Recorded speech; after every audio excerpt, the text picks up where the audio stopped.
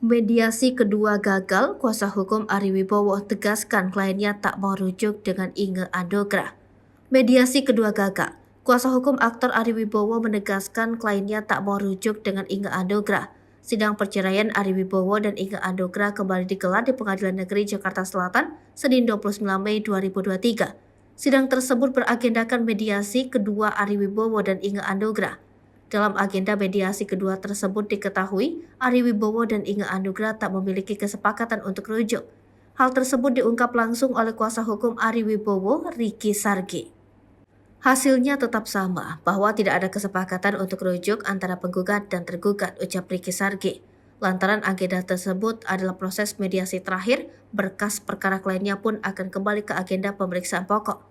Atas adanya hal itu, pihak Ari Wibowo kini hanya menunggu jadwal sidang selanjutnya.